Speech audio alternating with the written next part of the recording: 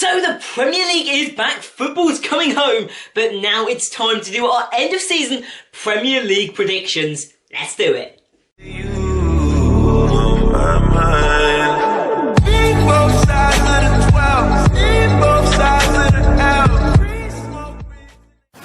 So what is up and welcome back to another video on the channel where today I'm going to be doing my late end of season Premier League prediction. Now the league has had a very long break. We've been out for 3 months because of the coronavirus, but on June 17th the Premier League will return with Sheffield United versus Manchester City. So today I thought I'd take it upon myself to predict how the table will look with these last 10 games to play. Fitness is not going to be at its peak.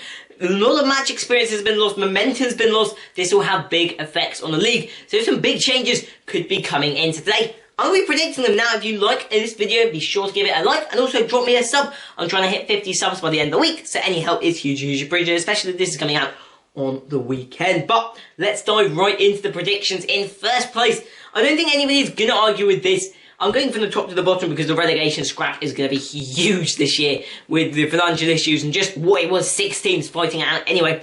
But in first place, we have got Liverpool. I've given them 102 points. Now, one thing to note, I have gone through and predicted every single result, which is why I might say specific numbers of points at certain stages in the day. With 102 points, Liverpool will pick up the title. I did actually predict that Manchester City would beat them between the two teams, but Liverpool will win the league nonetheless. I can't see anything going horrifically wrong. I'm going to speed through this quite quickly at times because there are a lot of teams to get to, and I don't want this video going for like 20 minutes. So, in second and third place, nothing too wild right now, no position changes. Manchester City will be second and Leicester will be third. Both sides have a fairly comfortable gap, but I can't see Leicester beating City in this scenario with the brilliant attacking prowess that team has. So Leicester, they'll be comfy in Champions League, and I think they'll be very happy with a third place finish, to be honest. And that leaves a question.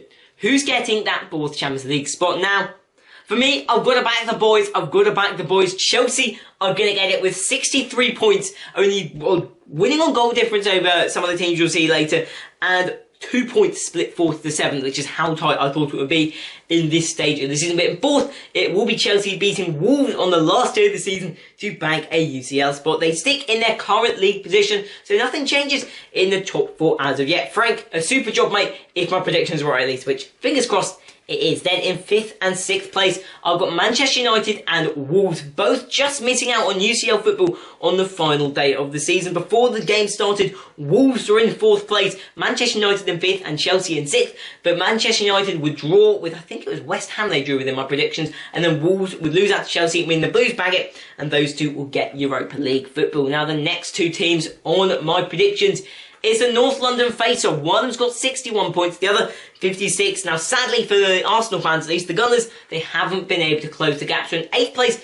it will be Arsenal, and then in 7th place, Harry Kane won't be able to spur them onto a Champions League or even Europa League finish unless things go their way. With 61 points, they draw just short, and they will be finishing 7th. However, there is 2 positions moved up for Spurs, which is a decent performance, it must be said. Now, in 9th place, a team that will make a good bit of progress with a solid side and some great players like Richarlison. In 9th place, I have gone for Everton. I reckon they'll be able to pull through. Carlo Ancelotti, that was awful. Carlo Ancelotti is a brilliant manager. I reckon in these times of strife and in panic in particular, I reckon he'll be able to pull the squad together and bring out good results and a comfortable 9th place finish. Best of the rest for the Toffees this season. Now, one team that has not been brought up as of yet, so maybe some shot, maybe you've forgotten about them, but I think anybody can forget Chris Wilder and Sheffield United. Now, for me, there's 2 ways this could go. Sheffield could really benefit off of this break in the season with their sturdy backline and their sturdy kind of play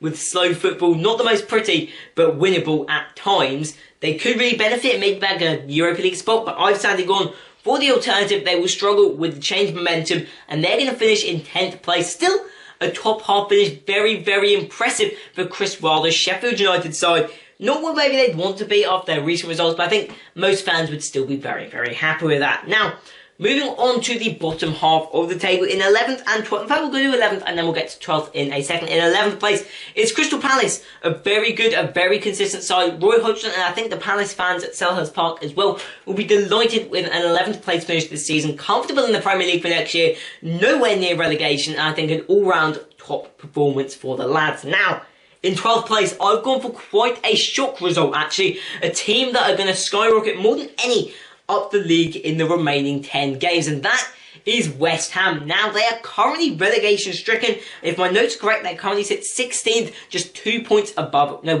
think they're 11 on points of relegation, actually. I think they're that close to being in those red spots. But for me, they're going to pull through. They have a make or break last 10 games. They are playing mostly bottom half teams. They've got Watford, Norwich, Brighton, Bournemouth, Southampton, Burnley, all still to play. And I think they're going to pull through, pick up some big victories, and back 12th place, jumping above and leapfrogging a number of the teams that I mentioned, and also being comfortable away from a lot of those teams. I think they may actually get the most points outside of Leicester City and Liverpool, which is a very impressive result for this team. So that's my prediction. Probably my biggest shock of the lot. 12th place is going to go to West Ham. Now, 13th, 14th and 15th, nothing too stunning going on in this part of the league. I've got Southampton in 13th, Burnley in 14th and Newcastle in 15th. None of them are really in danger, particularly of going down. They're with a good gap, but at the same time, I can't see any of them setting the world alight in these last few games. The kind of team they'll have to watch the drop next season, but for this year at least, for 2020, 2021, they will be comfortable in the Premier League. Now that leaves 5 teams left. Bournemouth, Norwich, Villa, Brighton and Watford. 3 of them are going down. And I think for a while people have thought that these 5 teams, along with West Ham, are going to be the 3 of the 6 that will be headed down. Now with West Ham safe, these last 5, they didn't bag the same points as West Ham. They had some tougher fixtures, but also some fixtures against each other that mixed it all up. None of them have bagged very many points in these final few games. So the ones they did pick up were huge results. Now in 16th place, I've gone for Watford. I think they will pick off the Great Escape, making it out of the Premier League relegation scrap, just like West Brom did back all those years ago. A brilliant performance will see them just saved by 2 points, bagging 34, normally enough to get you relegated, but on this occasion, they just draw safe.